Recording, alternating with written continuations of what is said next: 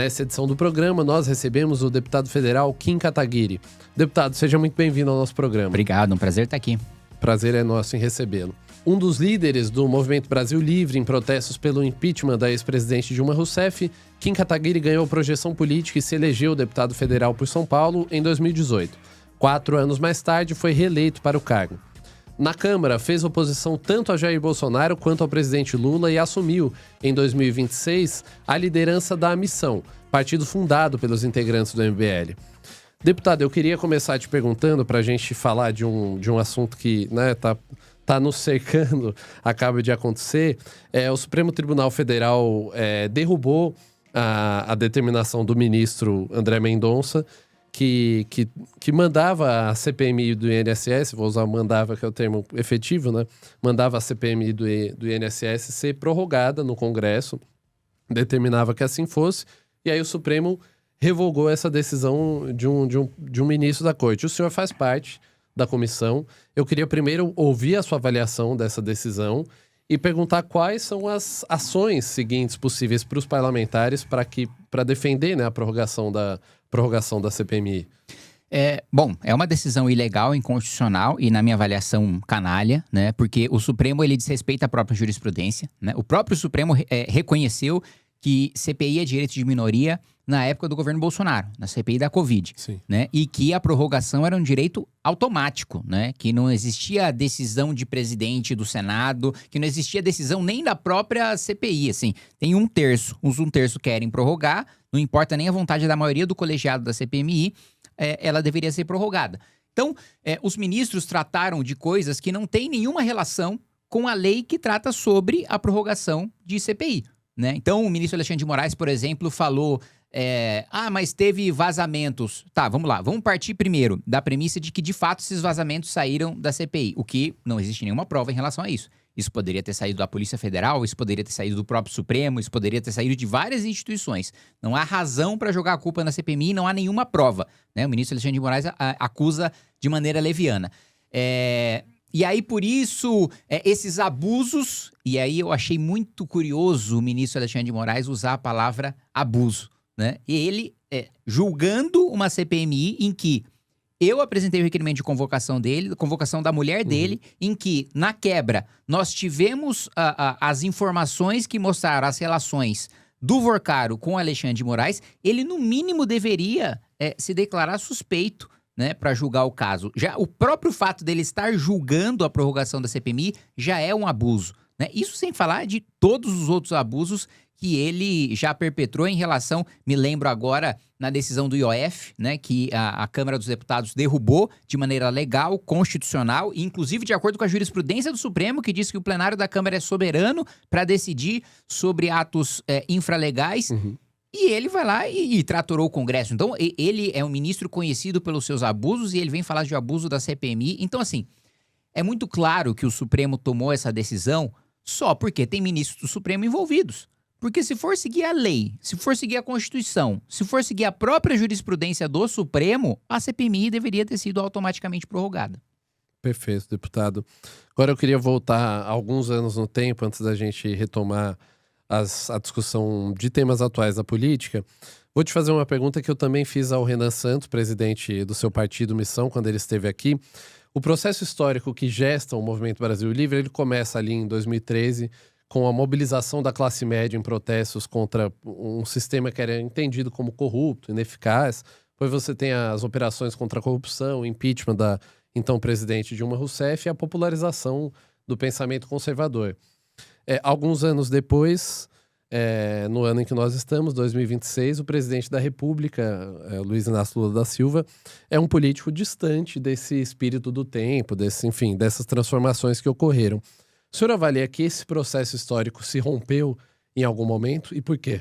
Se rompeu no governo de Jair Bolsonaro, né? O Bolsonaro, ele indevidamente tomou os créditos pelo impeachment. Todo o processo histórico do impeachment levaria a uma liderança de direita, né, antissistema, né, fora do desenho PSDB-PT, para ascender ao poder e para matar essa polarização entre PSDB e PT, e o PT estava absolutamente destruído, e era para ele ter permanecido destruído se não fosse Bolsonaro reviver, né? Bolsonaro primeiro. Isso os próprios ministros e os próprios senadores e deputados bolsonaristas falam, né? Muito poucos publicamente, mas todos nos bastidores, né? Que o Bolsonaro perdeu para ele mesmo, né? Não tem uma maioria de eleitores lulistas para levar o Lula ao poder. O Bolsonaro, ele perdeu apoio dentro do próprio, digamos assim, reduto eleitoral da direita, no centro-oeste e no sudeste, né? Bolsonaro não perdeu porque o Lula ganhou de lavada no Nordeste. O PT sempre ganha no Nordeste. Uhum. A diferença de votos estava no estado de São Paulo. Sim. No estado de São Paulo, o Jair Bolsonaro teve milhões de votos a menos. Por quê? Porque ele traiu as suas próprias promessas de campanha de sustentar o enfrentamento à corrupção. Porque se ele tivesse, assim, o primeiro ponto que a gente sempre fala, fica até cansativo de tanto que a gente bate nisso, mas é tão importante que não dá para não falar, a nomeação de um petista para a Procuradoria-Geral da República, que acabou não só com a Lava Jato, ele acabou com todas as operações contra a corrupção no país. Ele proibiu o modelo de força-tarefa da Lava Jato. Nomeação do Bolsonaro. Tinha milhares de outros quadros do Ministério Público para ele nomear, que não fossem garantistas, que não fossem amigos íntimos de José Dirceu, que não fossem acabar com a Lava Jato. Cássio Nunes para o Supremo, tinha milhares de juristas qualificados, conservadores. Eu me lembro até na época que se ventilou o nome do Ives Gandra, alguém muito mais alinhado com a pauta da direita do que... O Cássio Nunes, ele é digamos assim, um ministro do Centrão, né? Ele não tem... Primeiro que ele não tem uma jurisprudência, uma atuação jurídica que o elevasse ao cargo de ministro supremo, ainda mais um alinhamento com a necessidade da direita de colocar um freio em abusos do Supremo naquela época cometidos contra o direito do parlamento de legislar, mas também, em algumas ocasiões, em relação ao executivo, né? E ele, no final das contas, acaba sendo refém de uma situação que ele próprio criou, né? O monstro do Supremo que a gente vê hoje, com superpoderes e com abusos muito maiores, vem do Bolsonaro. Porque se ele tivesse feito indicações diferentes para o Supremo, se ele tivesse indicado um PGR diferente, se ele não tivesse feito acordo com o Toffoli para suspender o processo do Flávio Bolsonaro, acordo com o Gilmar Mendes para suspender o processo do Flávio Bolsonaro, em troca dele ter vetado o fim das decisões monocráticas que a gente aprovou ainda em 2019, salvo engano, no Congresso Nacional, tudo isso que a gente está vendo hoje não estaria acontecendo. Vários abusos ocorrem por decisões monocráticas e tudo isso matou o espírito. As pessoas que estavam motivadas, que queriam fazer uma verdadeira revolução nesse país e matar de vez a antiga classe política que dominou o nosso país desde a redemocratização, essas pessoas ficaram desanimadas e falaram, pô, todo o nosso esforço foi para isso? Foi para esse governo? Foi para esse presidente que pegou a nossa esperança e jogou no lixo? Então, na minha avaliação, o Lula hoje é presidente em razão do governo Bolsonaro, da figura do Bolsonaro ter sequestrado a agenda de enfrentamento à corrupção. E nós temos um contexto agora, deputado, em que há o caso Master, né? A própria CPMI do INSS tem investigações relacionadas a isso, o escândalo do INSS, efetivamente. E esses dois escândalos simultâneos, eles revelam uma teia ampla de relações ali que vão do Congresso ao STF, como o senhor mesmo mencionou na primeira resposta. Por que agora o senhor avalia, deputado, que não se reproduz um mesmo contexto de mobilização popular, de uma mobilização popular mais ampla, como houve no período Lava Jato, impeachment da ex-presidente Dilma Rousseff, no contexto atual? Eu acho que primeiro porque as pessoas estão desesperançosas, né? As pessoas estão decepcionadas de ter gasto tanta energia na época do impeachment para terminar no governo Bolsonaro e o governo Bolsonaro decepcionar, que isso faz com que muitas pessoas não acreditem que se mobilizar dá certo, resulta em alguma coisa. E resulta, né? A gente está, de fato, numa perspectiva muito desanimadora hoje e no governo Lula de uma maneira geral, na perspectiva da direita, mas não existe nenhuma realidade que não mude, não existe nenhum poder que seja perpétuo, né? E as realidades sempre mudaram, ou historicamente mudaram em regra, no mundo com grandes mobilizações populares, né? Mas as pessoas estão com uma percepção errada de que se mobilizar não adianta em nada, estão desesperançosas. Mas obviamente que eu entendo esse sentimento, porque é frustrante, de fato, né? Outro ponto, acho que tem pessoas com medo, né? Com medo de retaliações do Supremo Tribunal Federal, de responder a processos, de perseguições. Algumas pessoas já responderam, até mesmo integrantes do Movimento Brasil Livre, como a Amanda Vettorazzo, já tiveram que depor na Polícia Federal por falar que o presidente Lula é ladrão, né? O que é digamos assim, a esculhambação de políticos, especialmente do presidente da República, sempre foi, digamos assim, um direito garantido de todas as pessoas. Assim, quantas pessoas não xingam diariamente o Lula ou o Bolsonaro, né? E isso é do jogo, mas de repente isso passou a ser alvo de perseguição e as pessoas também têm receio de ir pra rua. E um terceiro elemento é que, diferente da Operação Lava Jato, que dava prisão e busca e apreensão toda semana, não existe esse mesmo ritmo de geração de fatos com o Banco Master nem com o INSS. Perfeito. E deputado, o senhor pode nos trazer esse diagnóstico, né? Me responder se o senhor concorda ou não com isso, mas me parece que há, de todo modo, mesmo que isso não gere mobilização, uma fadiga com relação ao sistema político. Algumas pesquisas aí recentes já mostraram que há altos índices de desaprovação não só do governo Lula, mas do trabalho do Supremo Tribunal Federal, do próprio Congresso Nacional. Existe essa fadiga gerada. Senhores acreditam, e aí eu te pergunto também como uma das lideranças do seu partido, agora inclusive liderança na Câmara do Partido Missão, há a crença de que essa fadiga do sistema político pode ser catalisada por esse partido, por ele se associar de alguma maneira a esse discurso de rejeição aos modelos que estão aí, às forças políticas mais tradicionais? Eu acho que a missão ela não catalisa um discurso de fadiga contra o sistema, porque catalisar a partir da premissa de aumentar, né, de amplificar. Não precisa amplificar, a fadiga já é grande o suficiente, ela só precisa ser representada. As pessoas estão cansadas, as pessoas querem derrubar a maioria esmagadora da classe política, e com razão, na minha avaliação. Você colocou que tem rejeição contra o Lula, tem rejeição contra o Supremo, tem rejeição contra o Congresso. E eu digo para as pessoas, olha, a avaliação que vocês fazem do Congresso é errada, porque ela ainda é generosa demais. Eu que tô lá todo dia, acho o Congresso muito pior do que a população acha. E olha que a população já tem o quê? 80 e poucos % de rejeição ao Congresso Nacional. Eu que tô todos os dias, vejo os absurdos das coisas mais pequenas de descumprimento de regimento, as coisas maiores de ver projetos, medidas que claramente beneficiam alguns grupos de interesse sendo vendido com um discurso populista. Exemplo, o Vale Gás recentemente, né? O governo poderia, já existia um sistema em que o governo dava o dinheiro para a pessoa e a pessoa comprava o seu gás, né? E aí, eles mudam o programa para o governo fazer a entrega de gás. Isso, obviamente, atende o lobby da distribuidora, né? Qual que é o aumento de eficiência da política pública? De, em vez de eu dar o dinheiro para a pessoa e ela comprar do lugar que ela acha melhor, como ela acha mais fácil, eu ir lá contratar a distribuidora, comprar o gás para eu entregar para essa pessoa. Foi justamente o que fracassou quando foi tentado Fome Zero lá atrás, né? Que era justamente o governo vai lá, criava uma estrutura, comprava as coisas e entregava para as pessoas. Fracassou, por isso que foram pro Bolsa Família. Aí eles insistem numa medida fracassada, sabendo que ela é fracassada, por quê? Para colocar dinheiro no bolso de empresário amigo do governo, né? Então, eu vejo e eu me indigno e vejo isso todos os dias, todas as semanas, e aí eu entendo que completamente, o meu sentimento, acho que até é maior do que o sentimento que a população tem, porque a minha vida é isso, né? A minha vida é ver essa desgraça todo dia de perto e ser derrotado todas as semanas. Então, eu não acho que a missão vai catalisar esse sentimento, eu acho que a missão vai representar esse sentimento, vai dar uma válvula de escape para essas pessoas, vai falar, olha, eu tô cansado de tudo e eu não sei o que fazer, e não tenho o que eu fazer. Agora tem. Agora a gente tem uma alternativa, agora a gente tem um partido, agora a gente vai ter candidatos todos os estados da federação e temos uma pré-candidatura à presidência da República que representa todo esse sentimento. Perfeito. E o senhor pretende ser candidato a qual cargo nesse ano? Já houve algumas apurações nesse sentido de uma possibilidade de que o senhor seja candidato ao governo de São Paulo.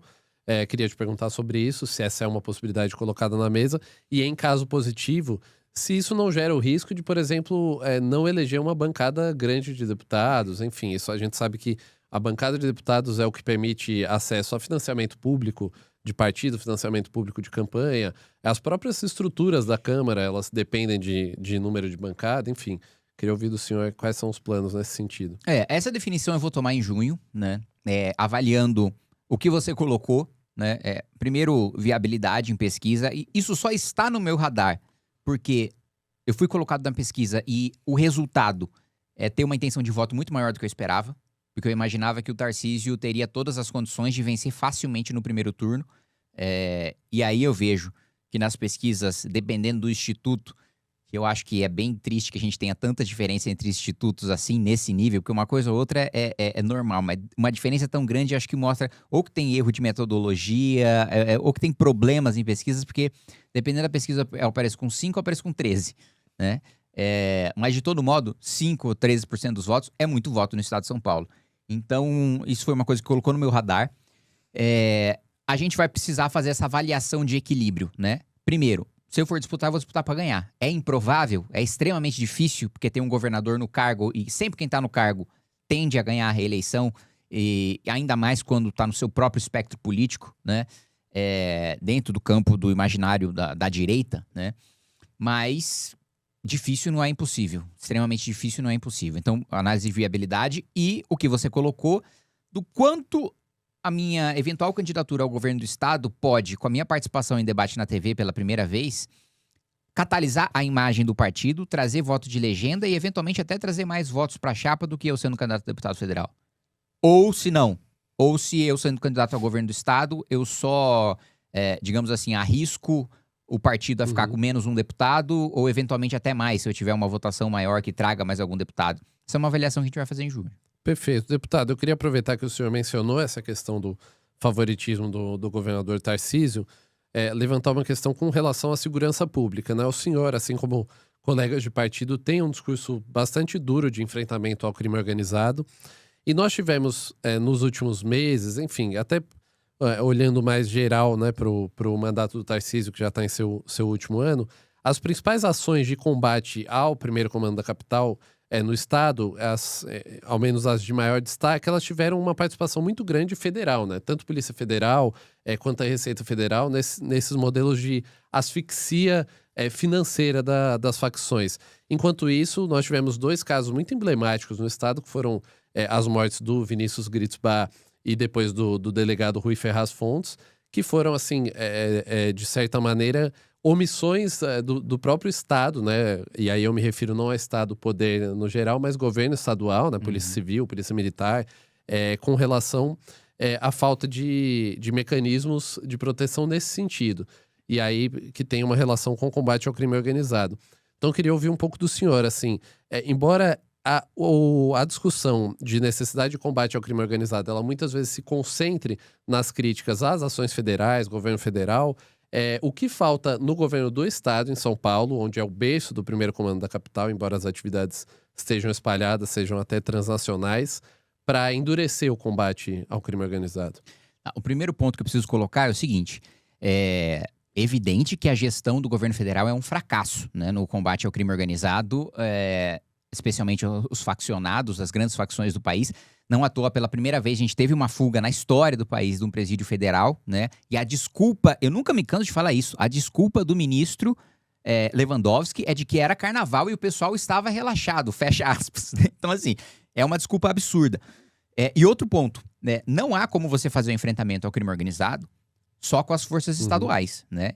Isso aí e não é nenhuma benevolência do governo federal, né, você utilizar a Receita Federal ou a Polícia Federal nos estados. Aliás, nem deve haver intervenção ou interferência do governo federal em atividades. Olha, se eu sou um promotor de justiça aqui no estado, e eu digo, olha, Receita, para fazer o enfrentamento dessa facção, preciso da sua ajuda aqui para uma quebra, né? Polícia Federal, para desarticular essa operação aqui, eu vou precisar da sua ajuda. Isso, num sistema saudável, eventualmente nem passaria pelo governo federal, seria as instituições conversando. Só o fato da gente discutir aqui, e você me colocou a sua pergunta, porque isso acontece na realidade, de ter que precisar de vontade política do governo federal para ter parceria da Receita com a Polícia Federal, já tá errado, né? Agora, que o Tarcísio decepcionou muito na segurança pública, eu não tenho a menor dúvida, tá? Porque, primeiro ponto, o Tarcísio prometeu, né, e a gestão da Fazenda do Tarcísio não liberou os reajustes prometidos para o estado de São Paulo, né? E hoje, até me posicionei contra, né? Essa semana, a gente até votou aumento de salário de até 95% para a Polícia Militar do Distrito Federal, que já que tem o maior salário do país. Pago com um fundo constitucional que, em sua maioria, né, ele vem da Receita Corrente Líquida da União, que, em sua maioria, vem do estado de São Paulo. Então, a Polícia do Estado de São Paulo trabalha, paga imposto e tem um salário menor do que aqueles que são financiados com seu imposto. Isso é uma bizarrice, né? E eu acho que uma das principais lutas de um governador do estado de São Paulo, que eu nunca vi nenhum fazer, é justamente revisar o Pacto Federativo. É justamente chegar para a União e falar, gente, não tem como, né? Não tem como eu mandar tanto dinheiro, já faz assim mais de 100 anos que São Paulo manda dinheiro para a União, que a União distribui para os estados mais pobres, dizendo que os estados mais pobres vão se desenvolver. Em 100 anos, os estados pobres continuam pobres e São Paulo continua sendo São Paulo, né? Com todos os seus problemas, que também é outro ponto, né? Quando falam que São Paulo é um estado rico comparado com o resto do país, né? Mas São Paulo está longe de ter índices dos países mais desenvolvidos do mundo, né? São Paulo tem um potencial muito maior a ser explorado. Então, primeiro, um descumprimento de promessa, né? Com as polícias estaduais, né? Polícia Científica, Polícia Civil, a Polícia Militar, ao mesmo tempo em que ele não dá licença, ele não dá liberdade, ele não dá permissão para fazer operações mais duras contra o crime organizado, que eu sei, por conversar com praças e oficiais da Polícia Militar, que a Polícia Militar quer fazer. Que a Polícia Militar quer garantir que nenhum território do país esteja sob controle do crime organizado. E o Tarcísio, com medo de apanhar de imprensa, de apanhar de ONG de direitos humanos, de apanhar de partidos de esquerda, não dá autorização para a tropa fazer o seu trabalho. Então, a falta de valorização, a falta de equipamentos e a falta de permissão para que ela faça o seu trabalho, eu acho que é uma deficiência fundamental do governo Tarcísio nesse enfrentamento. E nesse sentido, quando eu falo de estrutura, eu não estou só falando do crime organizado de canhão na cinta, eu estou falando de Faria Lima também. Né? A gente tem a REAG, por exemplo, que foi muito conhecida por causa das transações ali envolvendo o primeiro comando da capital. Tem muito fundo que, assim, todo o mercado diz que tem envolvimento com o crime organizado. As autoridades sabem. E o governador não vai pra cima? Sim, e isso pra mim é uma deficiência grave no enfrentamento do crime organizado. Perfeito, deputado. Recentemente nós tivemos, ainda nessa discussão da segurança pública, a aprovação do PL antifacção.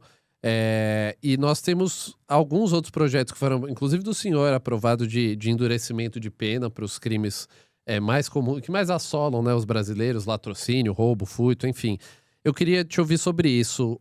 Para a gente elevar essa discussão e efetivamente conseguir melhorar a segurança pública, o combate à violência no país, o ponto principal deve ser a alteração de Código Penal, endurecimento de penas. O senhor avalia que esse é o principal caminho?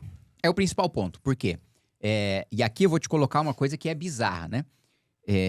Todo mundo sabe que todo mundo, enfim, que trabalha em segurança pública, que trabalha nesse sistema, nessa pauta, sabe que boa parte dos criminosos presos são reincidentes, né? É gente que profissionalmente pratica o crime, é preso e é solto e continua praticando. Daí a necessidade de a gente acabar com esse enxuga-gelo da polícia, porque tem 2 projetos. Você falou do meu projeto que foi aprovado, de aumento de penas de furto, roubo e receptação, que já tá para sanção do presidente. Eu tô curioso para saber como é que o Lula vai agir, porque no PL antifacção já me assustou ele ter sancionado. Porque, assim, são medidas, principalmente em relação à ocupação territorial, muito duras que o PT sempre foi contra. Aí, chegou no ano de eleição, estão vendo que segurança pública é a principal pauta, de repente tá lá, Lula contra o crime organizado. Ele que sempre, tem um famoso discurso dele de que foi só pra comprar uma cervejinha e tal, de repente é o PL antifacção, e não foi com a redação do governo, foi com a redação do Derrite. Não foi com a redação que o governo queria, e aí o Lula sanciona, isso já causa estranheza. E aí tem essa questão do aumento de pena, porque o criminoso, ele é pego. A gente sabe que ele vai continuar cometendo crimes porque ele já foi pego várias vezes. Então, vamos manter ele na prisão. Isso é questão de aumento de pena. A outra questão é desse prende e solta, do sujeito não ficar preso preventivamente, dele ficar na liberdade condicional. Aí, mesmo ele tendo 20 passagens pela polícia, como ele não tem uma condenação transitada e julgado, ele vai sendo solto, mesmo sendo pego em flagrante. Não há dúvida de que foi ele, de que houve crime, de que foi ele que cometeu o crime. Materialidade e autoria.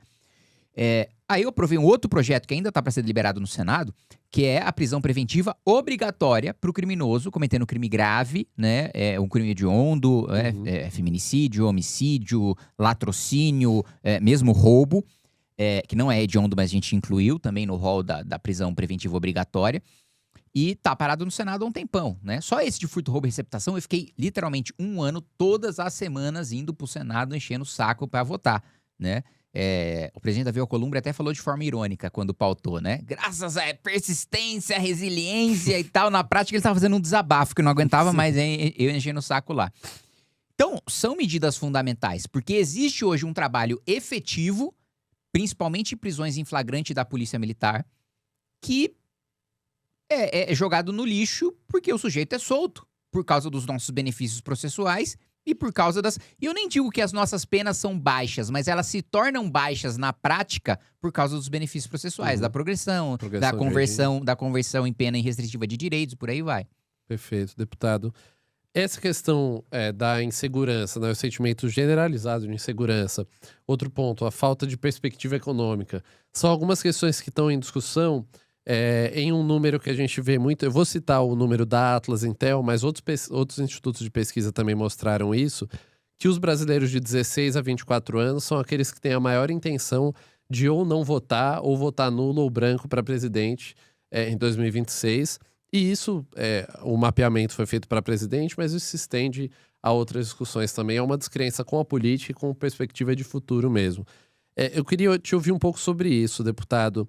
Assim, para além de Renan Santos, ou Flávio Bolsonaro, ou Luiz Inácio Lula da Silva, fato é que há uma crise de representatividade e um sentimento de falta de perspectiva mesmo nessa geração de brasileiros de 16 a 24 anos, nesses brasileiros que estão agora iniciando o mercado de trabalho, a sua área de formação, enfim.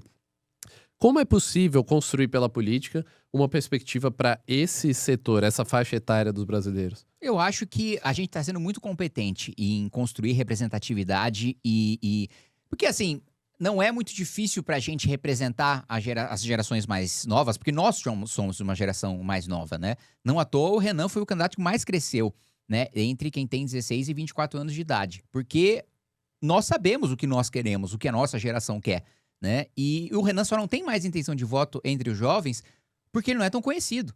Mas o próprio Palácio do Planalto, a campanha do Lula, está preocupada porque o Lula foi aquele que mais caiu entre os mais jovens e o Renan foi aquele que mais subiu.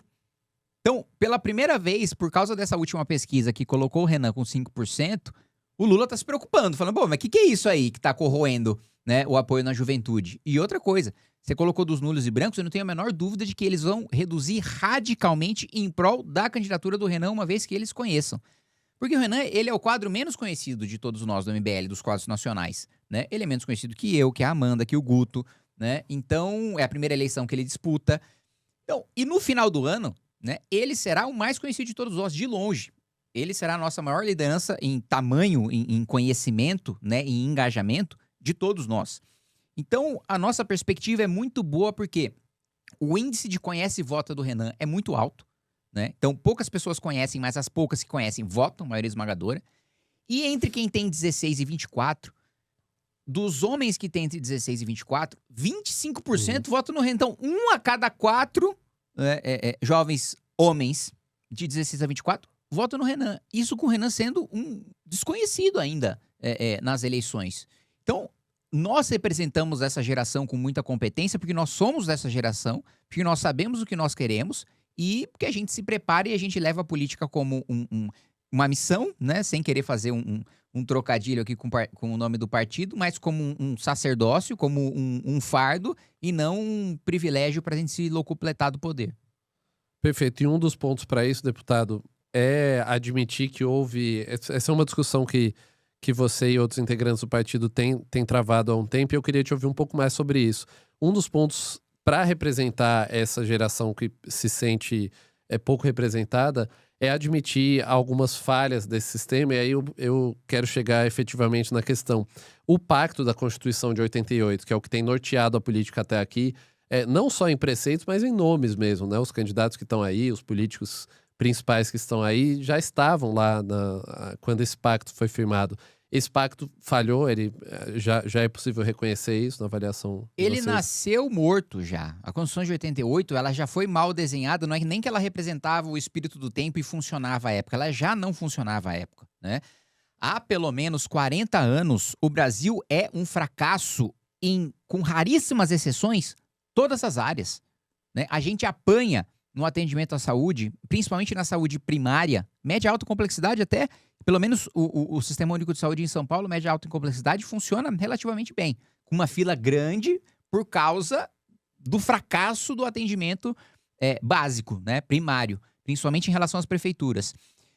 Mas em saúde, assim, os nossos índices são péssimos e tiveram uma evolução muito medíocre em relação a outros países em desenvolvimento. Educação nem se fala. Educação, eu fico especialmente triste porque eu conheço mais profundamente, porque fui presidente da comissão, de ver, assim, nos últimos 40 anos, é difícil encontrar algum país no mesmo status do Brasil, emergente, que tenha ficado tão estagnado quanto a gente, né? Um exemplo que eu dou sempre, né, é que a gente pega a nota de um aluno mais pobre do Vietnã, é muito próxima a nota dele do aluno mais rico do Brasil, de matemática, um miserável, né? De um professor que ganha, num país em que o professor ganha metade do que ganha no Brasil, em que tem escolas com metade do financiamento do Brasil, e que tem pessoas 2 vezes mais pobres do que o Brasil, consegue ter uma nota matemática praticamente igual à nossa. Infraestrutura nem se fala, né? A gente, parte dessa... não dá pra gente jogar tudo nas costas dele, porque faz muito tempo. O Juscelino Kubitschek prestou um desserviço ao país, apostando principalmente nas rodovias e basicamente ignorando completamente o nosso sistema ferroviário. A gente tem um sistema de aeroportos e de portos, mais de portos até do que de aeroportos, absolutamente retrógrado, ineficiente, filas enormes de caminhões, um negócio assim, quase que medieval, como se fossem carroças esperando para despachar suas mercadorias. Rodovias de péssima qualidade, as de qualidade que tem são financiadas, né, dentre outros tributos, pelo IPVA, que inclusive tem uma PEC agora para reduzir para no máximo 1% do valor venal do carro. Então, você paga o IPVA caro e para ter uma rodovia decente, você ainda precisa pagar o pedágio, né? Então, sem dúvida nenhuma, a Constituição fracassou e nós precisamos de uma nova Constituição. Só o nosso partido tem defendido esse debate e esse é um debate fundamental, né? Porque sem uma nova Constituição, a gente não se transforma num país sério. A gente pode começar a entrar no rumo de país sério, mas se tornar um dos países mais importantes do mundo, com essa Constituição, não.